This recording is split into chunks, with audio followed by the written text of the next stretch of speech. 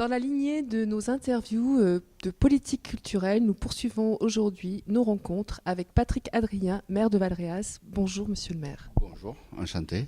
Merci de nous accueillir dans votre fabuleux cabinet où je pense qu'on peut apprécier chaque jour la richesse et la chance d'avoir un patrimoine authentique à la ville de Valréas, puisque votre cabinet est instauré dans un château de Simiane. Voilà, tout à fait. Mais franchement, c'est un plaisir que de venir travailler dans un lieu comme celui-là, très agréable, très, très spacieux et surtout très agréable parce que bon, il a une histoire. Et donc, je me retrouve tous les jours. Alors, je ne me rappelle pas de l'histoire tous les jours, mais en fait, c'est très agréable de travailler dans ces conditions, ça c'est sûr. Et de recevoir aussi énormément de monde, puisque j'ai beaucoup de rendez-vous, qui sont surpris de voir, en fait, c'est une des pièces les plus aménagées du château, par rapport aux ailes que nous avons de notre côté, mais de voir qu'il y a réellement un patrimoine et que ce château existe réellement à Valréas. Voilà. Alors, c'est très paradoxal tout ça, parce que c'est vrai que vous avez une mairie instaurée dans le patrimoine, dans un monument historique, puisque ce château est classé dans le monument historique. Et en même temps, parallèlement à cela, quand on arrive de l'extérieur, on n'est pas forcément informé du patrimoine qu'il y a à Valréas. Est-ce que quelle est la réaction que vous avez quand vous entendez ce genre de choses? C'est une réaction que je suis habitué à entendre, malheureusement, parce qu'en fait, on ne sait jamais réellement, je dirais, alors je ne vais pas frustrer les gens, il y a des associations, Renaissance et Patrimoine, d'autres associations qui mènent justement, qui font en sorte de faire reconnaître Valréas avec son histoire et son patrimoine. Mais je crois qu'on ne s'est pas préoccupé.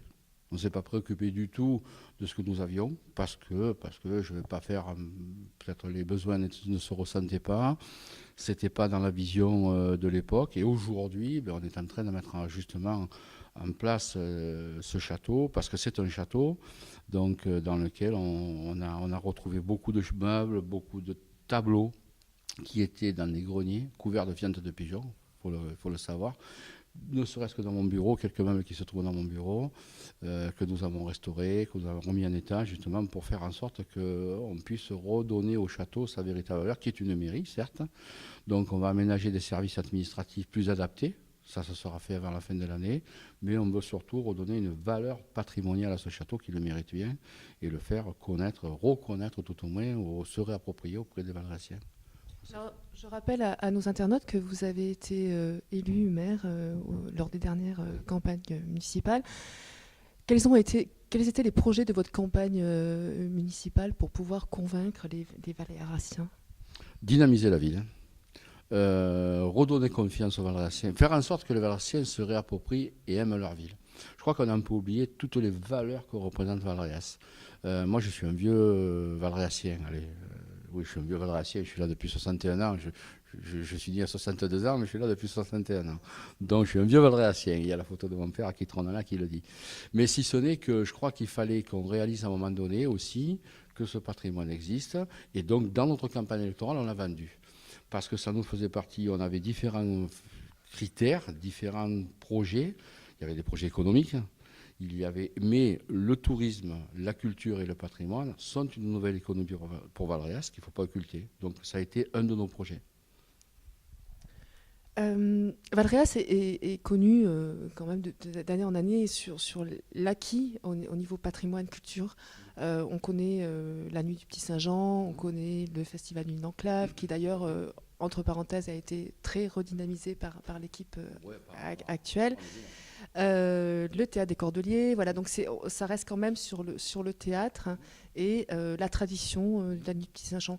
Quels sont les projets culturels que vous avez vraiment envie de mettre en place pour un éclectisme et de diversité de la culture sur Valréas? Il y a un premier sujet, on parle de la Saint-Jean. Je regrette profondément et je vais faire en sorte, en partenariat avec les compagnies de Saint-Jean, qu'on puisse développer, à un moment donné, aussi une reconnaissance de cette fête par les médias. Qui parle aujourd'hui, même sur une FR3, qui est une chaîne régionale, on ne parle pas de la Saint-Jean. Et pourtant, c'est une fête magnifique J'ai constaté encore une fois cette année de plus que certains touristes qui étaient là découvraient la Saint-Jean, pour certains découvrent, et sont ébahis par ce qui se passe. C'est une très très belle fête, et on ne mesure pas la valeur de cette fête. Donc il faut déjà en parler, il faut déjà, je dirais, en fait, je ne vais pas employer le terme commercialisé, mais il faut qu'on vende notre patrimoine. Puis ensuite, après, il y a toute la partie culturelle, et vous citiez les Nuits de l'Enclave qui aujourd'hui sont boostées, et on va les accompagner le mieux que l'on peut dans cette démarche. Le TRP, qui a sa façon aussi de travailler, sa méthode, qui a des programmes, qui a des projets. Donc nous, on veut appuyer, de faire de Valréas une ville aussi axée sur la culture, à l'aide et grâce à son patrimoine aussi. Donc voilà, on veut travailler tout ça avec toutes les personnes qui ont envie de le faire, et elles sont nombreuses. Et je crois que jusqu'à maintenant, peut-être pas forcément écouté. Donc moi j'arrive, je suis élu depuis avril. J'ai voulu faire un bilan, même si j'étais élu auparavant, mais je n'avais pas ce lien avec toutes ces associations. J'ai voulu faire un bilan de la situation valréasienne dans tous les domaines, qu'ils soient économiques, patrimonial, touristiques, etc., de manière à ce que 2015 soit l'année de démarrage d'une véritable envie qu'on a. D'abord, on fêtera en 2015 le 60e anniversaire le 50e anniversaire du l'Enclave. Donc ça doit être un support important. Et puis en même temps, se servir de ce que nous avons comme outil, parce que c'est quand même important, sachant que on a un grand nombre de touristes qui est autour de chez nous, 160 000 visiteurs au château de Grignan. Je ne dis pas qu'on a fait, à un moment donné, on s'est accordé, on a fait un pass, on est en train de faire un pass entre le château de Grignan et le château de Simiane. Je ne dis pas qu'on va récupérer 160 000 visiteurs, si ce n'est que on va, à un moment donné, amener des gens vers chez nous. Donc ça va être la base d'une découverte de notre patrimoine. Je parle de la chapelle des Pénitents Blancs, de la tour Ripert, de l'église, et des rues de Valréas, et de la chapelle des Pénitents Noirs aussi, mais des rues de Valréas qui ont un patrimoine, une histoire et une culture qui est quand même magnifique à expliquer aux touristes. C'est ce qu'on va chercher, nous, quand on est touristes. Alors déjà, il y a quand même une action que l'on remarque, puisque grâce à ces festivals, on découvre aussi le patrimoine, puisque les festivals se font dans différents lieux patrimoine du château Simiane, de l'Espace Niel, de la chapelle des Cordeliers, etc. etc. Donc du coup, c'est vrai qu'il y a une dynamique déjà qui est faite indirecte. Par contre, c'est vrai que Valréas, c'est l'enclave des papes, et malheureusement, je pense qu'au fil du temps, ça a vraiment pris cette étiquette d'enclave, et on a l'impression que les gens passent mais ne s'arrêtent pas. Exactement. Les gens, alors, malheureusement, passent et ne s'arrêtent pas à Valréas. C'est ce qu'il faut qu'on évite. Donc on est en train de travailler sur des pénétrantes à Valréas de manière à ce qu'à un moment donné, on puisse arrêter les gens chez nous, qu'on puisse les arrêter aussi pour qu'ils aient des choses à visiter. Donc c'est le cas de ce que je disais précédemment. Qu'on puisse les inviter aussi à s'arrêter, parce qu'on va faire en sorte de booster un petit peu la dynamique du commerce intramuros sous forme de culture, de peintres, d'artisans. On a certains magasins qui vont s'ouvrir cette année, on a une campagne à mener là-dedans. Donc en fait, le touriste, il faut le faire revenir chez nous. Il est autour de chez nous et on ne le fait pas rentrer. Alors est-ce que c'est l'inconvénient d'avoir un tour de ville ? Il tourne autour de chez nous, il ne rentre pas. Ben, on essaie de le faire rentrer justement par le biais d'ouverture à ce patrimoine et puis de connaissance de notre territoire. On veut, moi ce que je souhaite, c'est qu'on connaisse Valréas. Et malheureusement, on connaît Valréas dans certains domaines, mais pas sous cet aspect-là. Et donc c'est une erreur. Et on est en train de changer, on est en train de vouloir donner à Valréas aussi une véritable culture qui existe à Valréas, en passant par l'une de l'enclave, le TRP. À la chapelle des Cordeliers, cette année, il y a une exposition de costumes qui est magnifique. Donc, c'est un développement de plus qui se fait. Voilà. On a envie de développer ça et de le booster. Et de booster Valréas grâce à ça. Oui, justement, une exposition de costumes avec le partenariat avec l'Opéra du Grand Avignon. Donc, du coup, il y a des rassemblements qui se font autour. Donc, c'est une véritable osmose, quelque part, au niveau de la culture du Vaucluse. Moi, je suis très heureux. Ça nous permet justement de s'ouvrir. Alors, on parlait d'enclave. C'est vous qui parlez d'enclave, et puis on parlait d'enclave. L'enclave, à un moment donné, j'estime, on était fermé. Quand on parle des enclavés, on parle des enclavés, j'en suis un. Mais j'ai toujours eu envie, depuis que je suis élu, d'ouvrir l'enclave, d'ouvrir les portes de l'enclave. Mon objectif premier était, à un moment donné, d'intégrer la Drôme provençale. Parce qu'il y avait, je dirais, l'aspect de tout ce que peut offrir la Drôme provençale aujourd'hui, Mais il ne faut pas oublier que nous sommes dans le département de la Drôme. Et c'était une erreur de ne pas y adhérer. Donc ça y est, on fait partie de la Drôme provençale. Lorsque vous voyez maintenant ou dans l'année prochaine une documentation sur la Drôme provençale et un schéma de territoire, à l'intérieur, il y avait soit un rectangle, soit une représentativité losange de l'enclave qui était blanc, rouge, noir. Aujourd'hui, c'est marqué enclave des Papes. Donc ça veut dire que le touriste qui va venir, parce que la Drôme provençale est un atout aussi, qui est autour de chez nous, va se servir de cette documentation. Et à partir du moment où on est identifié, à nous de nous vendre, à nous de proposer. Ça passe par la culture, ça passe par le patrimoine, ça passe par la Saint-Jean, ça va passer par d'autres fêtes, parce que Valréas, c'est aussi une ville populaire. Donc il y a la culture, le patrimoine, et puis il y a le Corso de la Lavane, il y a énormément de choses qui se font. Et donc, il faut qu'on communique là-dessus et qu'on se vende, en fait. Voilà. Est-ce que vous avez envie de prospérer et de proposer d'autres projets de culture que Valréas, que ceux qui sont déjà existants? Bien sûr, bien sûr. Alors là, après, moi j'en ai envie. Gilbert Barba, pour ne pas le citer, il a énormément envie. Il a un projet qui me plaît, qui me convient bien. Donc on va essayer en fait d'amener ce projet, de le travailler plus précisément, et puis de trouver, parce que c'est le nerf de la guerre, les financements. Mais c'est vrai qu'on a envie, oui, de prospérer, de faire prospérer Valréas avec la culture et le patrimoine, parce que c'est chez nous. On n'a pas à le bâtir, ça existe, c'est historique. Donc ne pas se servir de cet outil, ne pas se servir de ce que j'appellerais d'une promotion, serait à mon sens une erreur. Quelles sont les actions concrètes que vous allez mettre en place justement pour attirer le tourisme et en même temps faire découvrir ou redécouvrir le patrimoine des Valréasiens?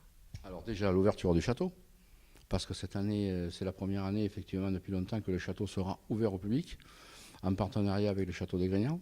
Ça c'est fait, donc il est ouvert depuis hier. Premier jour, 10 visites. Ben pour moi, c'est gagné. 10 visites, c'est gagné. Pourquoi c'est gagné? Parce que l'année dernière, ces personnes sont peut-être venues, ou 10 personnes ou 15 personnes sont venues, et ont trouvé le château fermé. Aujourd'hui, il y a des personnes qui sont venues, elles sont manifestées, elles sont rentrées, un guide qui les a fait visiter, etc. Donc pour moi, c'est gagné.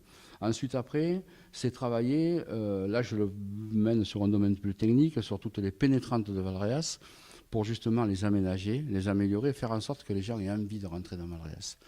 Je vais vous donner simplement un exemple que les Valréasiens reconnaissent. Lorsqu'on arrive de l'ancienne route de Grillon, on arrive sur, en face, une place qui s'appelle Place de la Recluse. En face de la place de la Recluse, on a un temple qui est magnifique, qui a été restauré, qui est un bel établissement, un bel édifice. Et on a des petites rues, deux petites rues, notamment une rue qui vient vers le château. Donc mon projet, notre projet, c'est cette année déjà en 2014, on revoit l'entrée, c'est-à-dire qu'on va refaire cette entrée-là, on va faire en sorte que des voitures puissent stationner, des cars puissent stationner, on déplace l'éclairage public, on refait de la voirie, on sécurise cet endroit-là. Deuxième phase, réaménagement de la place de la Recluse avec le temple et l'amener de cette rue qui vient vers le château. On peut considérer que le château est le cœur de ville et que cette rue est une artère. Eh bien, on va réaménager cette rue petit à petit avec des rues, pourquoi pas, des petites calades, faire en sorte que les gens aient envie d'y pénétrer, envie d'y aller, que le chaland ait des choses à voir et surtout valoriser le patrimoine qui existe parce que ce patrimoine aujourd'hui il est là. Mais personne ne le voit, parce qu'on y passe en voiture, ou on y passe à pied très vite, parce que c'est du goudron, on n'a pas envie de s'arrêter. Donc c'est l'harmonisation de toutes ces artères vers le château, vers le centre-ville, qu'on veut donner, où on veut donner un petit peu de vision agréable et sympathique à faire, quoi. Vous disiez tout à l'heure que vous allez à la rencontre souvent sur le marché, généralement, vers la population. Vous êtes un homme de communication. J'adore. C'est pour cette raison d'abord que je suis maire aujourd'hui. C'est pour cette raison que j'ai décidé d'être maire à plein temps et d'avoir ce mandat pour l'instant uniquement. Tout simplement parce que c'est pas quelque chose que je découvre. Je suis élu depuis 2001. J'ai été président de l'intercommunalité. On travaille sur des dossiers qui sont plus techniques. Là, franchement, ce que je recherchais, c'est ça. C'est-à-dire j'ai toujours été, j'étais commercial une grande partie de ma vie.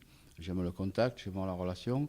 Et ce que je suis en train d'établir avec les Valréasiennes et Valréasiens aujourd'hui, c'est ce que j'ai venu pendant la campagne, c'est le côté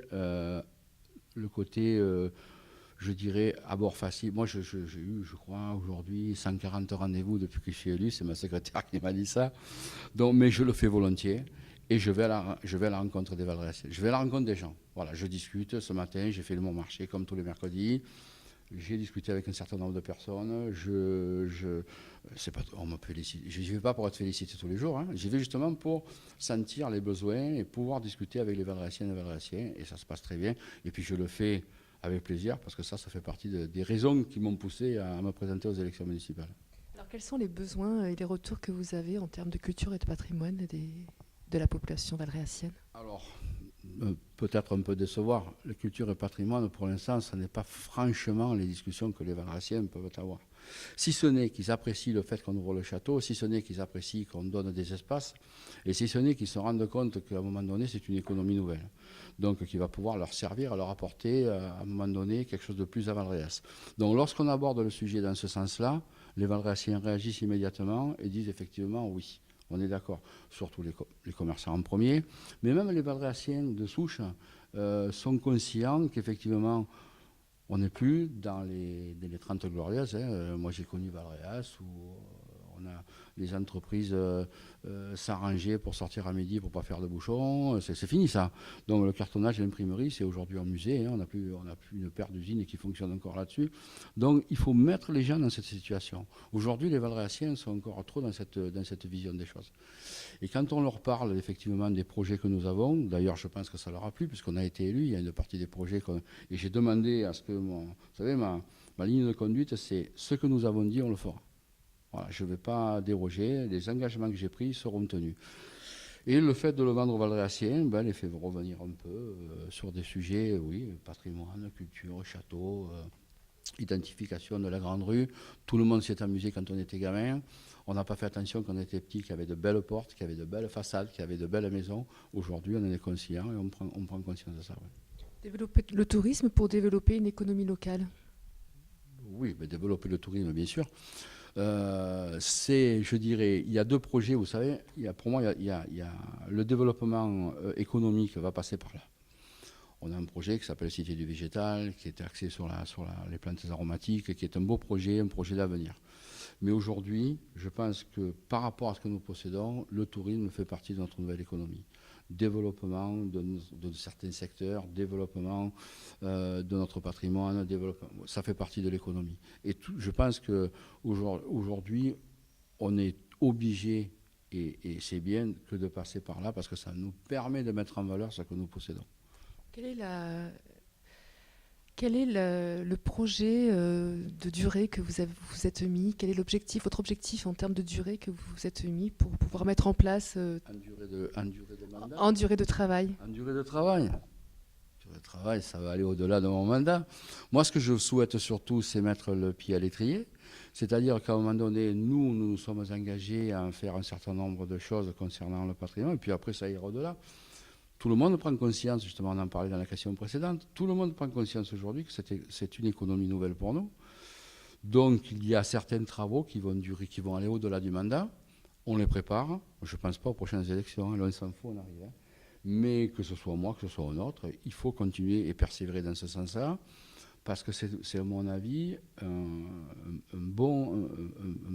dirais, ce que nous sommes en train de mettre en place et ce qu'il faudra qu'on pérennise sur Valréas, c'est l'enclave des Papes à un moment donné. On a tout pour réussir, on a tout le patrimoine, ça serait vraiment dommage de ne pas s'en occuper, et puis justement d'aller au-delà. Et dans plusieurs années, moi je ne veux pas précipiter, je ne veux pas tout faire en me disant si dans 6 ans je ne suis pas élu. Non, je ne veux pas tout faire. Il y a des choses que j'ai proposé de faire sur ce mandat. Il y a un certain nombre de travaux qui iront au-delà du mandat. Donc il faut les engager, il faut les financer, il faut les préparer, de manière à ce que ce soit nous ou d'autres, on puisse continuer dans ce sens-là. Merci beaucoup, monsieur le maire. Merci à vous.